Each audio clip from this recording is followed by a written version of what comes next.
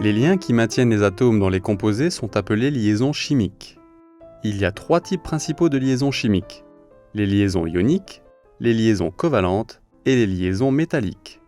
Cette vidéo couvre les liaisons covalentes. Les liaisons ioniques et les liaisons métalliques sont présentées dans 2 autres vidéos. Les liaisons covalentes sont stables parce que les atomes liés, en partageant des électrons, adoptent une configuration identique à celle des gaz nobles. Ce type de liaison est appelé covalente parce que les atomes partagent leurs électrons de valence. Ceci peut être démontré en utilisant le modèle de Lewis. La molécule de fluorure d'hydrogène, HF, est formée de 2 atomes avec une seule liaison covalente. Le fluor a 7 électrons de valence et l'hydrogène en a 1.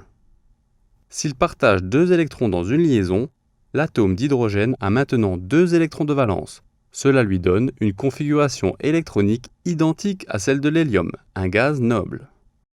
Le fluor a maintenant 8 électrons de valence et la même configuration électronique que le néon, un autre gaz noble.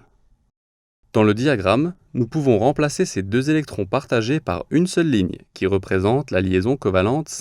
Il arrive que 2 atomes partagent plus de 2 électrons dans une liaison covalente double ou triple. Un exemple est le dioxyde de carbone CO2. Le modèle de Lewis ressemble à ceci. Le carbone a 4 électrons de valence et l'oxygène a 6 électrons de valence. Le carbone a besoin de 4 électrons supplémentaires pour atteindre la configuration de gaz noble. L'oxygène, lui, a besoin de 2 électrons supplémentaires pour atteindre la configuration de gaz noble. Donc l'atome de carbone doit former 2 doubles liaisons, une avec chacun des atomes d'oxygène. Dans le schéma, nous pouvons remplacer les 2 paires d'électrons partagés par 2 lignes droites, ce qui représente une double liaison. Si les 2 atomes dans une liaison covalente sont identiques, ils ont exactement la même électronégativité. La liaison entre ces atomes identiques est appelée une liaison covalente non polaire.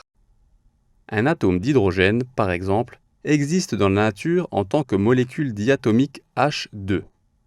Les 2 atomes d'hydrogène exercent la même force sur la paire d'électrons partagés dans la liaison. La liaison n'est donc pas polarisée. Comparez cela avec les liaisons dans une molécule polaire, comme l'eau, H2O. L'oxygène est beaucoup plus électronégatif que l'hydrogène, de sorte que les électrons dans les liaisons covalentes passent plus de temps autour de l'oxygène qu'autour de l'hydrogène. Ce genre de partage inégal des électrons est appelé une liaison covalente polaire. Le résultat est que la molécule d'eau est elle-même polaire. Un côté de la molécule est plus négatif que l'autre côté. On utilise le symbole delta minuscule pour montrer la charge négative partielle sur l'atome d'oxygène et la charge positive partielle sur les atomes d'hydrogène.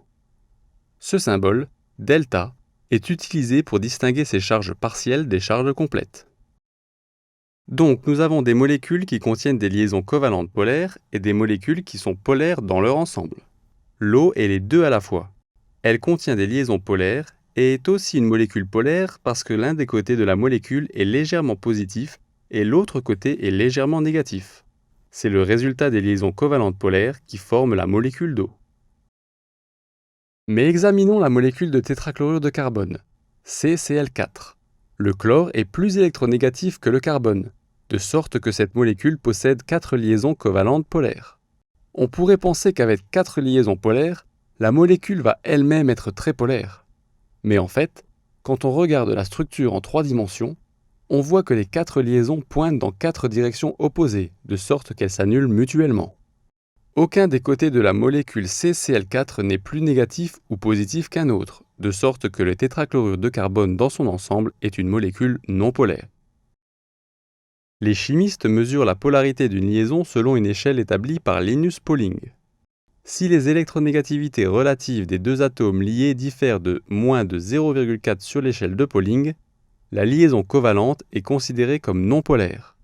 Si la différence des électronégativités est entre 0,4 et 1,7, nous l'appelons une liaison covalente polaire. Et si les électronégativités diffèrent de plus de 1,7, on a une liaison ionique. Les liaisons covalentes, comme beaucoup de liaisons ioniques, sont-elles perturbées par l'eau?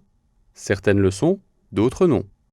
Par exemple, la saccharose, C12H22O11, le sucre, est une molécule avec des atomes liés par des liaisons covalentes.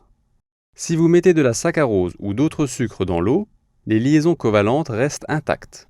Une solution d'eau sucrée ne conduit pas l'électricité aussi bien qu'une solution d'eau salée. En revanche, les acides, comme HCl, l'acide chlorhydrique, sont des composés covalents qui se dissocient facilement en ions H+ et Cl-, de sorte qu'ils conduisent l'électricité. Nous appelons ces substances qui s'ionisent quand ils se dissolvent électrolytes. La plupart des sels solubles, acides et bases, sont dans ce cas. Bien que certaines des liaisons covalentes puissent se désagréger dans l'eau, elles sont considérées comme des liaisons fortes, de même que les liaisons ioniques. Nous allons comparer leurs forces relatives dans une autre vidéo.